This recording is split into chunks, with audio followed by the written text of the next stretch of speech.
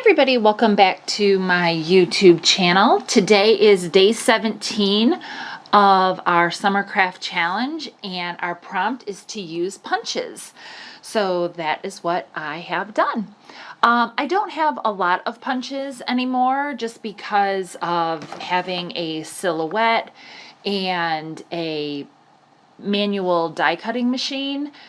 I really got rid of a lot of my bulkier, heavier punches, but some of them I have kept and a few I borrowed for this project. So started off with a couple sheets of pattern paper from a new to me 6x6 paper pad, and I am using that piece of green pattern paper from, I believe it's from a Close to My Heart paper pad or paper pack.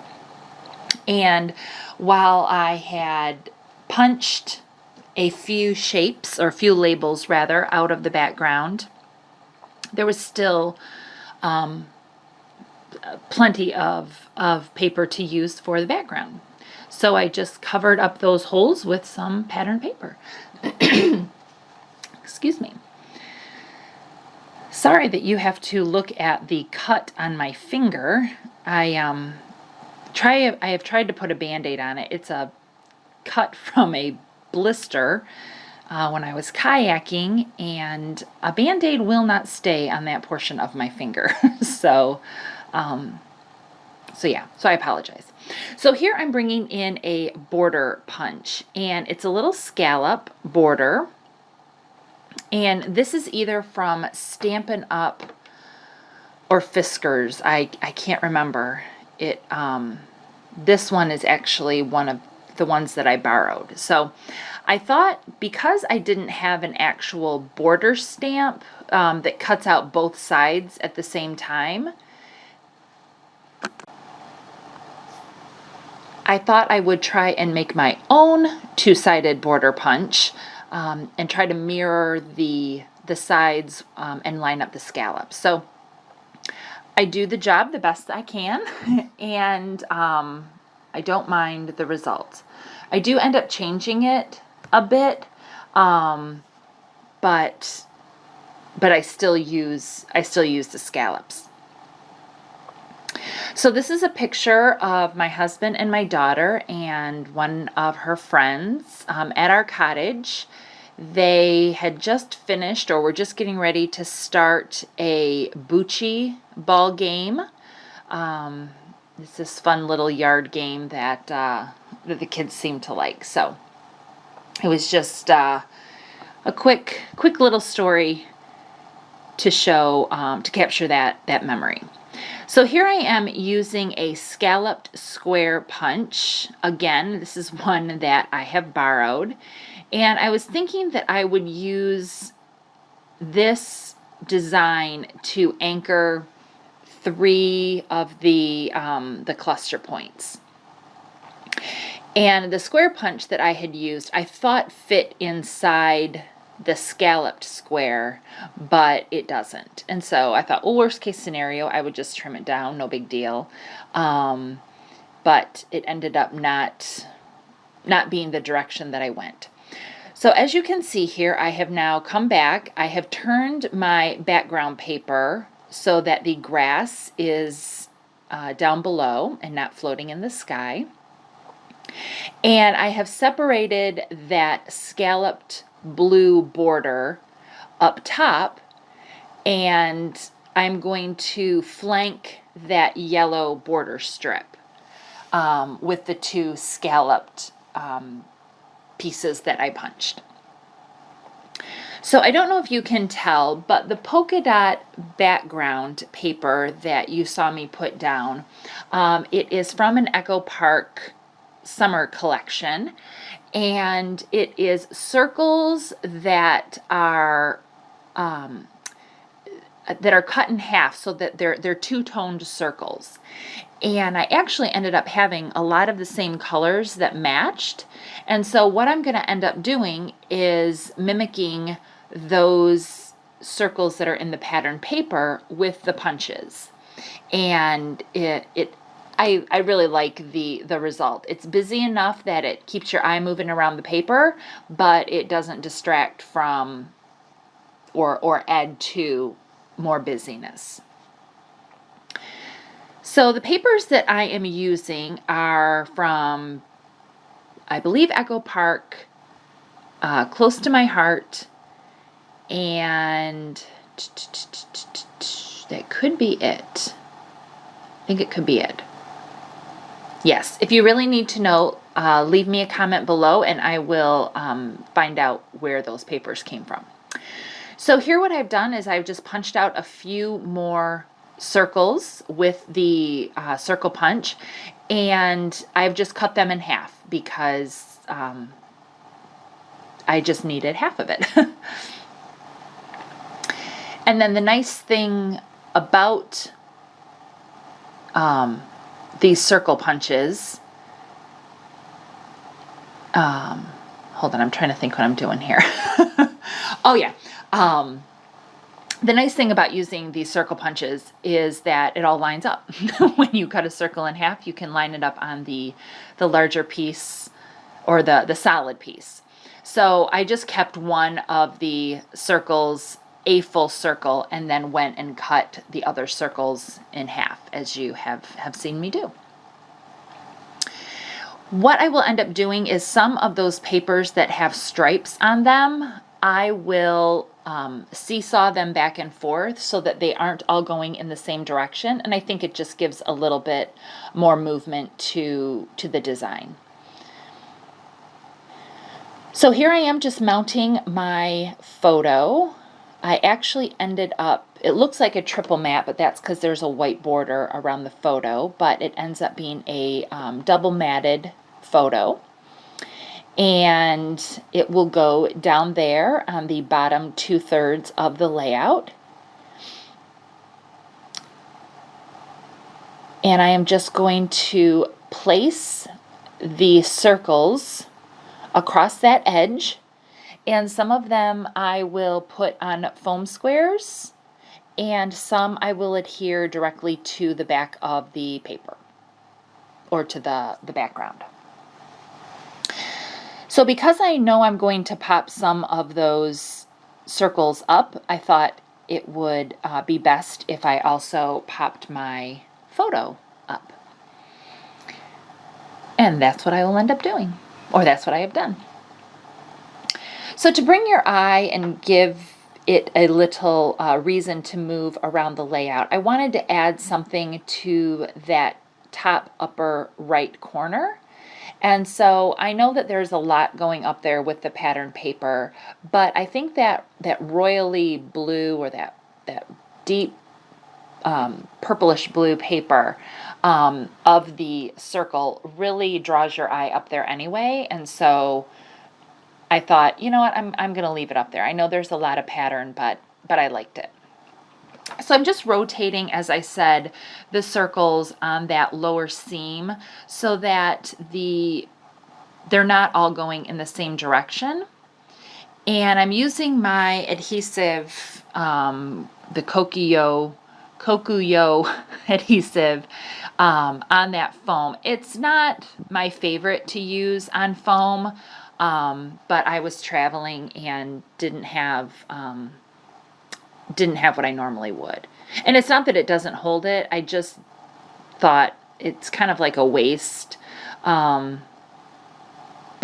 I used it because that's what I had. So here I am using my dimensional star punch. I love, love, love this punch. It's only hard to use because you can't see through the back to line it up if you wanted to line it up on a pattern. But just because the mechanism inside to make it emboss doesn't allow you to see through it.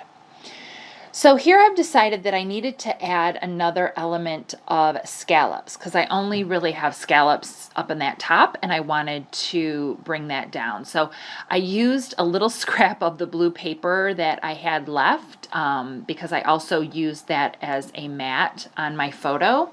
And I don't mind that it doesn't go across the whole page. It just brings your eye down there, and I think it looks cute. So I do end up putting, I believe, another little cluster down there. And I used that as my third embellishment area because I considered the horizontal stripe going through the photo to be one solid area. And so then I have the little one down there closer to the photo. Now looking back, I don't know that I would have kept it, but I don't mind it. It's not something I will go back and change. So I'm putting some dimensional foam adhesive behind the stars so that they will stay up and raised. And it really helps with that because that way the embossing doesn't get smushed. So I'm going to test something out.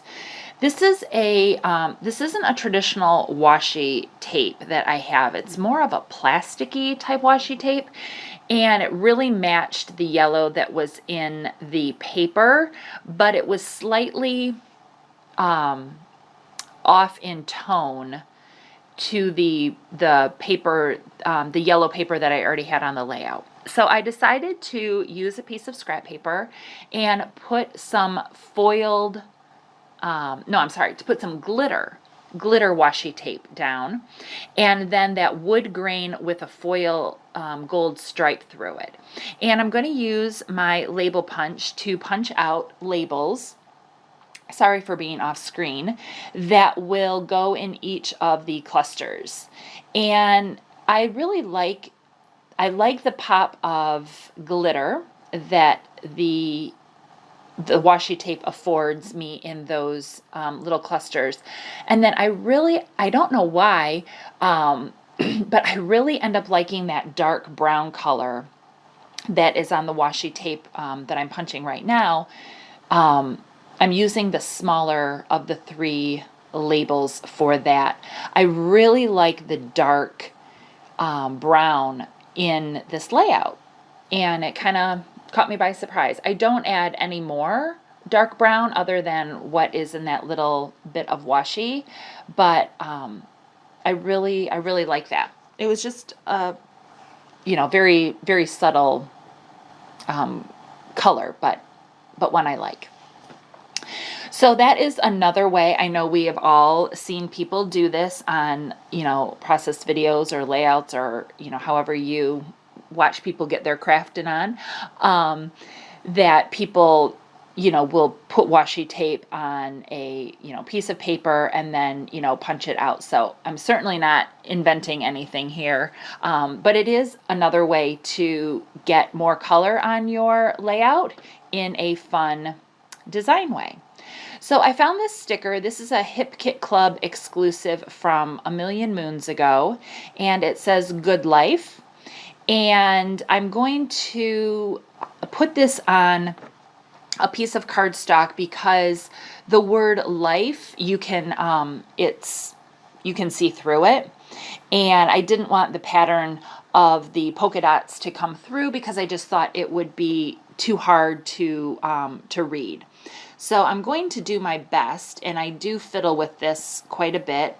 So right now I am actually working on a piece of foam core because the table that I have at our cottage has a line going through it, and it bugs me. So I'm actually cutting this out on a piece of foam core.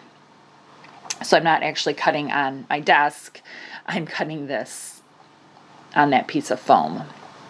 So I'm just going through and getting out all those little bits with an X-Acto knife. And like I said, I thought it would make it much easier to read if the word life was covered up. Or not covered up, but if the background, you couldn't see through it. And I end up really liking it. And the red in the title is also part of the polka dots that are in the background paper. And so I thought it just fit perfectly right there. So I am going to stick it back down, and I really like that because it is the good life. I have these phrase strips from Ali Edwards in one of the Stories by the Month that I used to subscribe to. And so I'm just going to put a phrase sticker in each of the 3 clusters. Sorry that I keep pushing the top part of the layout out of screen or out of shot. I'll try to remember when I am crafting away from my typical desk to watch that. So these are some Bella Boulevard blueberry colored stars, puffy stars, and so I'm going to add those into each of the clusters as well. And they matched really nicely with those punched blue embossed stars. They're just a darker saturation of that lighter color. So I really liked that. So if you guys have punches, pull them out and use them. Again, while I didn't do anything crazy with them or reinvent the wheel of any kind, I was able to, use them. And I think this just shows that there are some that, should remain in your collection. So off screen, I did my journaling. I had a little journaling card that said do your thing. As you can see, I cut off the do your thing at the top part and just did my journaling and added it to the bottom of the photo.